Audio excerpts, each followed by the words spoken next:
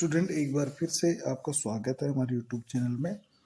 इससे पहले हम पूरा जो सेल डिवीज़न वाला चैप्टर था वो पूरा पढ़ चुके हैं।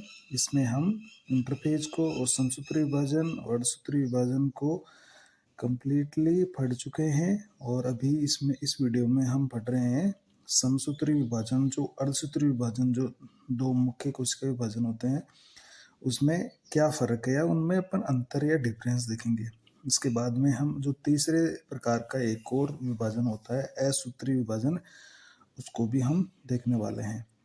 तो देख रहे हैं अपन समसूत्री और अर्धसूत्री विभाजन में अंतर, differences between mitosis and meiosis. तो इनमें जो मुख्य अंतर क्या है दोनों में, वो अपन चर्चा करने वाले हैं। तो सबसे पहले इधर हमने समसूत्री विभाजन लिखा है और इधर हमने अर्धसूत्री विभाजन लिखा है। पहले हम देखेंगे सामान्य अंतर। देखिए, जो समसूत्री विभाजन होता है वो सभी जीवों में होता है। सभी जीवों का मतलब है चाहे वह गुणित हो चाहे द्विगुणित हो, सभी जीवों के अंदर ये होगा। चाहे वो लैंगिक जनन करे या अलैंगिक जनन करे या कायिक जनन करे, उन सभी जीवों में ये पाया जाएगा। लेकिन जो अर्धसूत्री विभाजन है वो केवल और केवल लैंगिक जो जनन करने वाले जीव होते हैं उन्हीं में संपन्न होता है। क्योंकि लैंगिक जनन जब होता है तो गुणसूत्रों को हमें आधा करना होता है, तो आधा करने के लिए अर्धसूत्री विभाजन जरूरी होता है। तो ये समस्त जीवों में होगा और ये केवल लैंगिक जनन करने वाले जीवों में होगा। इसका मतलब ये है कि लैंगिक जनन करने वालों में समसूत्री विभाजन भी होगा, लेकिन अर्धसूत्री विभाजन है वो केवल लैंगिक जनन करने वाले ही जीवों के अंदर होगा। कायिक या अलैंगिक जनन करने वाले जीवों में अर्धसूत्री विभाजन नहीं पाया जाएगा। दूसरा है, ये कहाँ संपन्न होता है। देखिए, ये हमारी कायिक कोशिकाओं में संपन्न होता है। कायिक कोशिका को हम सोमेटिक सेल भी बोलते हैं। सोमेटिक सेल जिससे हमारा देह बनता है, हमारी जितनी भी कायिक कोशिकाएं होती हैं उन सभी में समसूत्री विभाजन होता है, उनमें कभी भी अर्धसूत्री विभाजन नहीं होता है। लेकिन कुछ जगह पर हमारी जनन कोशिकाएं पाई जाती है जिनको हम जर्म सेल बोलते हैं, जर्म सेल। तो उन जर्म सेल के अंदर या जनन कोशिकाओं में, जैसे मनुष्य की बात करें तो वृषण और अंडाशय, ये दो ऐसी जगह है। और पादपों के पुष्प में ऐसी जगह है जहाँ पर अर्धसूत्री विभाजन होता है, क्योंकि वहाँ पर जनन कोशिकाएं पाई जाती है और वहाँ पर गुणसूत्रों को हमें आधा करना होता है। तो समसूत्री विभाजन कायिक कोशिकाओं में होता है और अर्धसूत्री विभाजन जनन कोशिकाओं में संपन्न होता है। हालांकि जनन कोशिकाओं में समसूत्री विभाजन भी होता है, लेकिन अर्धसूत्री विभाजन केवल और केवल जनन कोशिकाओं में ही संपन्न होता है, जहां पर युग्मक बन रहे होते हैं। तीसरा इसका अंतर है, देखिए, इस विभाजन के बाद दो पुत्री कोशिकाएं निर्मित होती है। जैसे ये एक मात्र कोशिका है, ये विभाजन हुआ और इससे दो पुत्री कोशिकाएं बन जाती है। तो इसमें दो पुत्री कोशिकाएं बनती है और यहाँ पर चार पुत्री कोशिकाएं निर्मित होती है, क्योंकि हम पढ़ चुके हैं अर्धसूत्री विभाजन को, जो कि दो स्टेप में पूरा होता है, अर्धसूत्री विभाजन फर्स्ट और अर्धसूत्री विभाजन सेकंड। तो सेकंड के बाद में लास्ट में चार पुत्री कोशिकाएं बनती है। चौथा अंतर देखते हैं अपन, पुत्री कोशिकाओं में गुणसूत्रों की संख्या मात्र कोशिका के समान होती है। जैसे इसके अंदर 46 गुणसूत्र है, तो ये इन दोनों पुत्री कोशिकाओं में भी 46 गुणसूत्र होंगे। अर्थात समसूत्री विभाजन में यानी समान सूत्री यानी गुणसूत्र, तो इनमें गुणसूत्र वो समान रहते हैं। जबकि अर्धसूत्री में देखिए, अर्धसूत्री यानी गुणसूत्र आधे हो जाते हैं, अर्ध हो जाते हैं। तो इनमें क्या होगा, पुत्री कोशिकाओं में गुणसूत्रों की संख्या मात्र कोशिका से आधी यानी 1/2 हो जाती है। मान लीजिए 46 है मात्र कोशिका में, तो जो पुत्री कोशिकाएं बनेगी उनके अंदर 23 गुणसूत्र हो जाते हैं। अगला डिफरेंस देखते हैं अपन। देखिए, यह अगुणित और द्विगुणित दोनों तरह की कोशिकाओं में संपन्न होता है। चाहे अगुणित कोशिका हो चाहे द्विगुणित कोशिका हो, समसूत्री विभाजन हर कोशिका में संपन्न होता है। लेकिन अर्धसूत्री जो विभाजन होता है वो द्विगुणित कोशिकाओं में ही संपन्न होगा, अगुणित में नहीं होगा। हालांकि जैसे 4n, 6n या 8n जैसी कोशिकाएं, वहां पर भी अर्धसूत्री विभाजन संपन्न हो सकता है। क्योंकि ऐसे पौधे बहुत कम होते हैं, ज़्यादातर पौधे को द्विगुणित मिलते हैं, द्विगुणित कोशिकाएं होती है, तो द्विगुणित कोशिकाओं में ही अर्धसूत्री विभाजन होता है, अगुणित कोशिकाओं में अर्धसूत्री विभाजन नहीं होगा। तो ये याद रखने वाली बात है। द्विगुणित का मतलब ये होता है, जैसे मान लीजिए हमारी कोशिका है द्विगुणित 2n बराबर 46, तो 46 में जब अर्धसूत्री विभाजन होगा तभी इसमें 23 गुणसूत्र होंगे पुत्री कोशिकाओं में। अगला अंतर देखते हैं, ये विभाजन एक अवस्था में पूर्ण हो जाता है, मतलब ये एक सिंगल डिवीजन है, एक एकल विभाजन होता है, केवल एक अवस्था में पूरा हो जाता है। जबकि जो अर्धसूत्री विभाजन है वो दो अवस्थाओं में पूरा होता है। देखिए इसलिए इसको द्विविभाजन भी कह रहे हैं, यानी अर्धसूत्री विभाजन फर्स्ट और अर्धसूत्री विभाजन सेकंड। ये हमने दोनों पढ़ लिए थे। अर्धसूत्री विभाजन फर्स्ट है वो न्यूनकारी होता है और अर्धसूत्री विभाजन सेकंड है वो समकारी यानी समसूत्री टाइप का होता है। सातवां तो देखते हैं, समसूत्री विभाजन में क्या होता है, इस विभाजन से जीवों में विभिन्नताएं उत्पन्न नहीं होती। देखिए बिल्कुल विभिन्नताएं उत्पन्न नहीं होंगी, एक तरह से क्लोन उत्पन्न होते हैं, जबकि अर्धसूत्री विभाजन से विभिन्नताएं उत्पन्न होती है।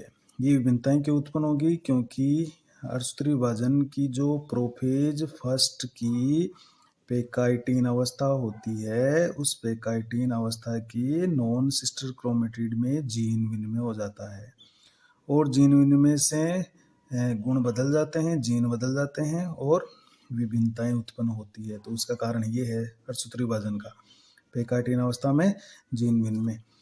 अगला देखते हैं, इस विभाजन में आनुवांशिक पदार्थ में कोई परिवर्तन नहीं होता है। क्यों नहीं होगा, क्योंकि इसमें जीन विनिमय होता ही नहीं है। जबकि इसमें आनुवांशिक पदार्थ में परिवर्तन होता है और वो परिवर्तन का कारण क्या है, वो भी जीन विनिमय होता है। अगला अंतर देखते हैं, इस विभाजन से जीवों में वृद्धि होती है, उनकी मरम्मत होती है और उनमें जब वो घाव हो जाते हैं वो घाव भर जाते हैं।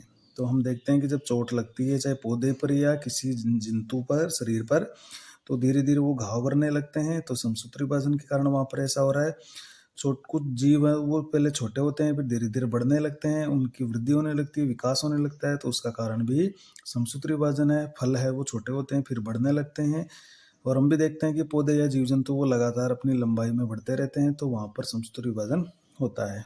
जबकि अर्धसूत्री विभाजन का मुख्य काम होता है लैंगिक जनन संपन्न करवाना। तो लैंगिक जनन होता है इस विभाजन से, मुख्य कार्य अर्धसूत्री विभाजन का है लैंगिक जनन। अब देखते हैं जो इसमें जो अवस्थाएं होती है उन अवस्थाओं में क्या फर्क है। जैसे अपन प्रोफेज ले लेते हैं एक बार, तो प्रोफेज और अर्धसूत्री विभाजन की प्रोफेज, तो देखिए प्रोफेज जो समसूत्री विभाजन की होती है बहुत ही सरल प्रकार की होती है और अपेक्षाकृत ये छोटी होती है। इसकी अपेक्षाकृत अर्धसूत्री विभाजन की। जबकि अर्धसूत्री विभाजन की जो प्रोफेज होती है वो जटिल प्रकार की होती है, लंबी होती है और 5 उपअवस्थाओं में विभाजित होती है। इसकी प्रोफेज फर्स्ट देखिए यहाँ पर अपन ये कर सकते हैं। प्रोफेज फर्स्ट है वो जटिल प्रकार की होती है, लंबी होती है और 5 उपअवस्थाओं में विभाजित होती है। कौन सी? लेप्टोटीन, जाइकोटीन, पेकाइटीन, डिप्लोटीन और डाइकाइनेसिस। मतलब LZPDD, ये 5 अवस्थाएं होती है इसके अंदर, लेप्टोटीन, जाइकोटीन, पेकाइटीन, डिप्लोटीन एंड डाइकाइनेसिस। फिर देखते हैं इसके अंदर, इसमें देखिए गुलदस्ता या बोके अवस्था या युग्मन अनुपस्थित होता है। गुलदस्ता अवस्था कब आती है? ये लेप्टोटीन में आती है, जब गुणसूत्र लंबे और पतले दीर्घ कुंडलित होकर लंबे और पतले दिखाई देने लगते हैं और एक गुच्छे में व्यवस्थित हो जाते हैं, तो इस कारण इसको गुलदस्ता अवस्था कहते हैं। और फिर जाइकोटीन में क्या हो जाता है? युग्मन हो जाता है सिनेप्सिस के द्वारा। तो ये समसूत्री विभाजन में ऐसा कहीं नहीं होता है, जबकि अर्धसूत्री विभाजन में ये दोनों प्रक्रियाएं होती है। फिर है युगली नहीं बनते हैं।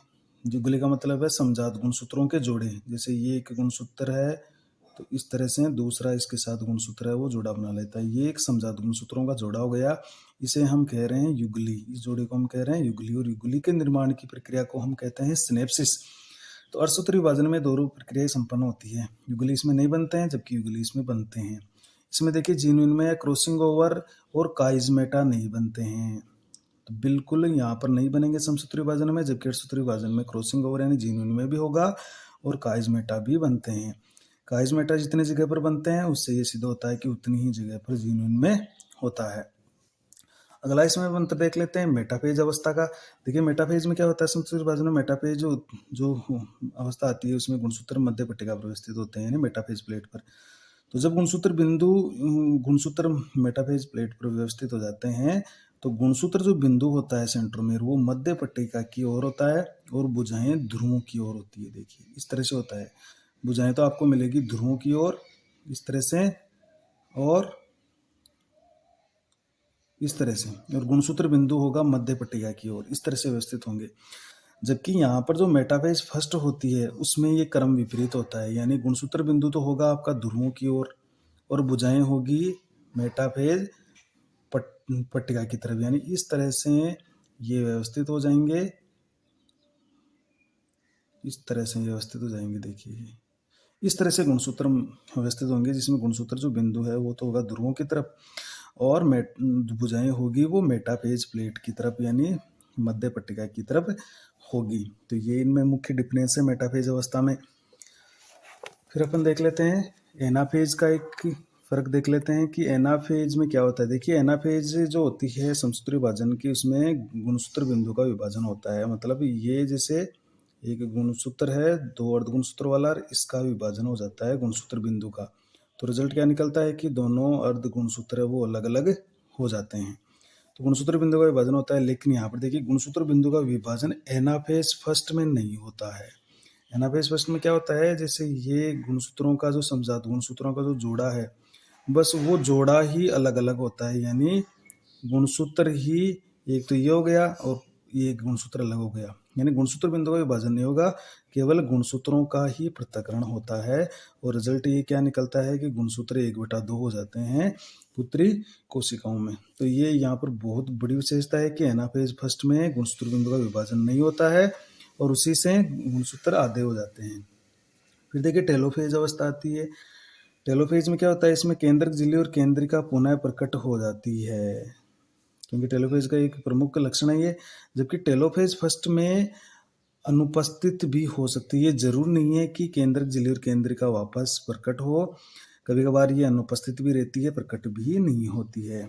और फिर अंतर देख लेते हैं अपन कोशिका द्रव्य विभाजन का। देखिए कोशिका द्रव्य विभाजन होता है, लेकिन यहाँ पर ये जरूरी नहीं है कि कोशिका द्रव्य विभाजन हो। देखिए कोशिका द्रव्य विभाजन जरूर नहीं है, तो कई बार क्या होता है कोशिका द्रव्य विभाजन नहीं होता है तो फिर 3n 4n 6n 8n इस तरह से कोशिकाएं बन जाती है। ये हालांकि कोशिका द्रव्य विभाजन होता है लेकिन नेसेसरी नहीं है, इसका मतलब ये है कभी कभार नहीं भी होता है। अगला अंतर देखिए पुत्री कोशिकाएं मात्र कोशिकाएं के समान होती है, बिल्कुल समान होती है, जबकि यहाँ पर पुत्र कोशिकाएं मात्र कोशिका से अलग होती है। गुणसूत्रों के की संख्या में भी अलग होती है तो गुणों में भी अलग होती है। तो यहाँ पर ये इसमें डिफरेंस होता है। देखिए यहाँ पर एक चीज और लिख सकते हो आप, यहाँ पर क्वालिटी जो होती है क्वालिटी वो चेंज नहीं होती है, चेंज नहीं होती है, लेकिन यहाँ पर जो क्वालिटी होती है वो चेंज हो जाती है पुत्री कोशिकाओं की। जो डॉटर सेल होती है, डॉटर सेल जो होती है उस डॉटर सेल की क्वालिटी वो चेंज हो जाती है क्योंकि जीन में हो जाता है। अब अपन पढ़ रहे हैं, ये तो हमने कुछ अंतर देखे थे अर्धसूत्री विभाजन और समसूत्री विभाजन में। अब अपन पढ़ रहे हैं एक तीसरे टाइप का, देखिए एक विभाजन और पढ़ेंगे असूत्री विभाजन। देखिए एमाइटोसिस, ये है एमाइटोसिस का मतलब है जिसके अंदर माइटोसिस एब्सेंट होता है, यानी समसूत्री विभाजन नहीं है, एब्सेंट ऑफ माइटोसिस असूत्री विभाजन। देखिए यहाँ पर का मतलब है माइटोसिस का मतलब है नो माइटोसिस, कोई समसूत्री विभाजन नहीं। इसको हम बाइनरी फिशन भी कहते हैं, यानी कोशिका दो भागों में बढ़ जाती है डायरेक्टली। इसकी खोज एक रॉबर्ट रिमेक नामक साइंटिस्ट थे, उन्होंने इसकी खोज की थी। तो होता क्या है, असूत्री विभाजन में कोई भी प्रकार की प्रावस्थाएं नहीं आती है, और क्या होता है कि जो कोशिका होती है उसमें मान लीजिए केंद्रक है, ये कोशिका डायरेक्ट ही दो भागों में बट जाती है। अब इसमें केंद्र के जो केंद्रक होता है वो भी डायरेक्ट ही दो भागों में बढ़ता है, उसमें किसी प्रकार की प्रोफेज मेटाफेज एनाफेज या टेलोफेज अवस्थाएं नहीं आएगी। केंद्र क्या होगा, सीधा ही इस तरह से डंबल की तरह होगा और धीरे धीरे ये दो भागों के अंदर बढ़ जाएगा और कोशिका भी दो भागों में बढ़ जाएगी। तो केंद्रक भी डायरेक्ट ही दो भागों में बट रहा है और कोशिका भी डायरेक्ट विभाजन कर रही है। तो ये एक सरल प्रकार का विभाजन है। तो देखिए, सबसे सरल प्रकार का कोशिका विभाजन है। इसमें केंद्र का विभाजन विभिन्न प्रावस्थाओं के बाद न होकर सीधे ही हो जाता है। विभिन्न प्रावस्थाओं के बाद का मतलब है इसमें प्रोफेज, मेटाफेज, एनाफेज, ये टेलोफेज, ये कोई भी अवस्था इसमें नहीं होती है और डायरेक्ट ही केंद्रक विभाजित हो जाता है दो भागों में। अतः इसे देखिए हम डायरेक्ट सेल डिवीजन भी कहते हैं। डायरेक्ट का मतलब होता है प्रत्यक्ष कोशिका विभाजन। प्रत्यक्ष कोशिका विभाजन डायरेक्ट हो गया देखिए। तो ये भी आपको याद रखना है, डायरेक्ट सेल डिवीजन किसे कहते हैं अपन? असूत्री विभाजन को। इसमें देखिए तर्कु तंतुओं का निर्माण नहीं होता है। तर्कु तंतु के निर्माण की कोई जरूरत नहीं है यहाँ पर, तो इसलिए स्पिंडल फाइबर्स वो नहीं बनते हैं। होता क्या है कि केंद्रक है वो संकीर्ण विधि द्वारा इसमें संकीर्ण उत्पन्न होता है और लंबा होकर डंबल के आकार का हो जाता है और फिर दो भागों में बट जाता है। इसके साथ कोशिका द्रव्य भी विभाजित होकर दो अर्धांशों में बट जाता है। अब देखिए, इसका एक विशेषता ये है कि इसमें इस विभाजन में जो आनुवांशिक पदार्थ होता है, मान लीजिए डीएनए है, उसका वितरण पुत्री कोशिकाओं को समान रूप से नहीं होता है, बराबर नहीं होता है। अतः इसे असमान कोशिका विभाजन भी कहते हैं। ये कहाँ का संपन्न होता है? ये प्रोकैरियोट जीवों में होगा। कुछ प्रोटोजोआस होते हैं जो अमीबा, प्लाज्मोडियम वगैरह, और निम्न श्रेणी के जो कुछ पादप होते हैं जैसे शैवाल और कवक, उनमें संपन्न होता है। प्रोकैरियोट जीव होते हैं जिसके अंदर जीवाणु वगैरह आते हैं, या माइकोप्लाज्मा जो नीलगिरी शैवाल, प्रोटोजोआ होते हैं, अमीबा, प्लाज्मोडियम।